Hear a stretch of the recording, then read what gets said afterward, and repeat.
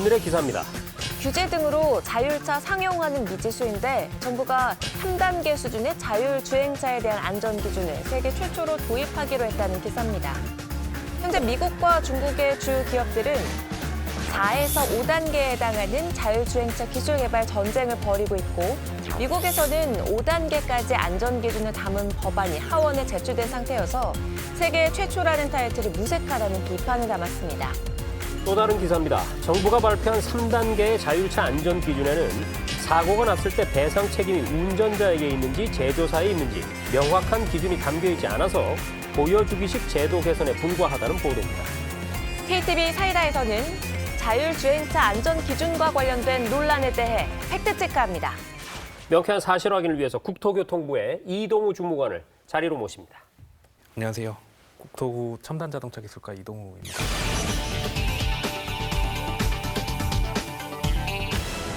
요즘 정말 많은 사람들이 자율주행차에 관심을 갖고 있거든요. 그렇죠. 교수님, 우리나라 자율주행차의 기술 수준은 어느 정도입니까? 국내 자동차 제작사의 기술 수준은 세계적이라고 할 수 있습니다. 네.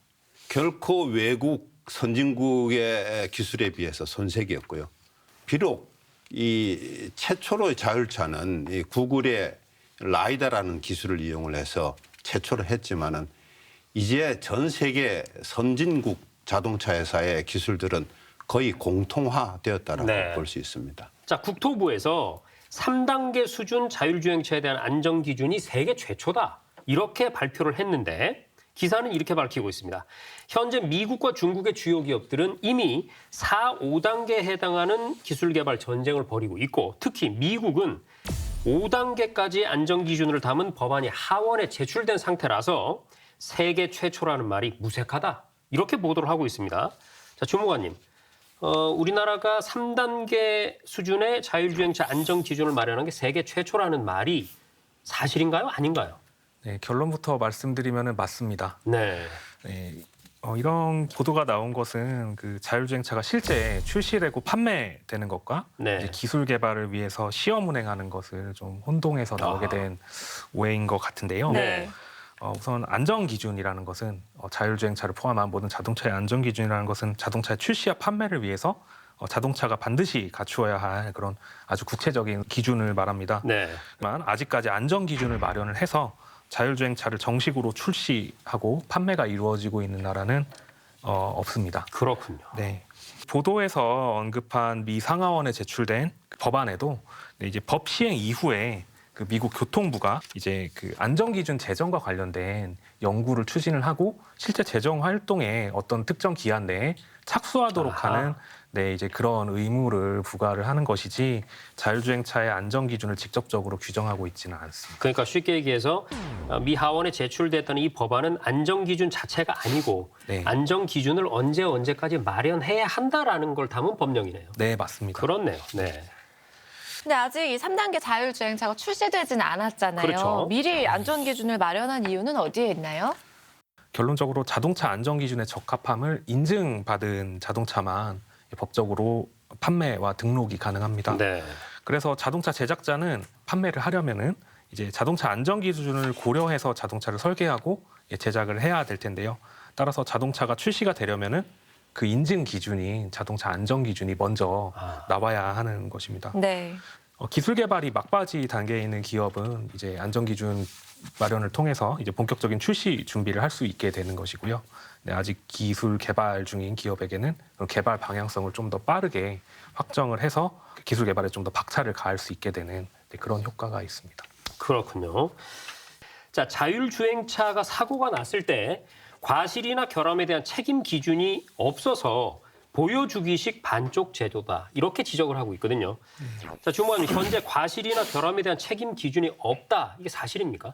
지난 5월에 부분 자율주행차와 관련된 그런 책임 기준을 좀 명확히 하는 그런 내용을 담은 자동차 손해배상보장법이 이미 발의가 됐습니다. 아하. 그리고 이 개정안은 지금 국토위를 통과해서 법사위에 심사 대기 중인 상태인데요. 올해 상반기 중에 이 법안이 통과돼서 시행될 수 있도록 최선을 다할 계획입니다. 네. 이 자율주행차 기술 개발을 위해서 정부에서 그동안에 어떤 노력들을 해왔습니까? 앞서 말씀드렸던 것 같이 이제 임시운행 허가 제도를 마련해서 지속적으로 개선을 해나가면서 이제 시험 운행이 점차 확대될 수 있도록 그렇게 제도를 꾸준히 개선을 하고 있습니다. 네. 또 이제 제도적인 측면에서는 지난해 4월에 자율주행 자동차법이라는 그런 자율차의 개발과 상용화를 지원하는 별도의 법령이 제정이 됐습니다. 올해 5월부터는 이제 전국 각지에서 각종 규제가 면제되는 시범 운행지구가 지정이 되게 되는데요.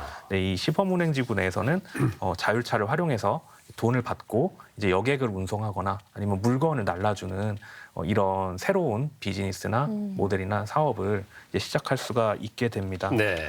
네, 그리고 안전성 등의 문제로 일반 도로에서 운행하기 어려운 그런 기술 개발 초기 단계에 있는 자율주행차 같은 경우에는 실제 도로와 유사한 환경에서 좀 안전하게 기술을 개발할 수 있도록 경기 화성의 테스트베드 KCT라는 곳을 이제 2018년 12월에 준공을 해서 현재 무료로 개방을 하고 있습니다.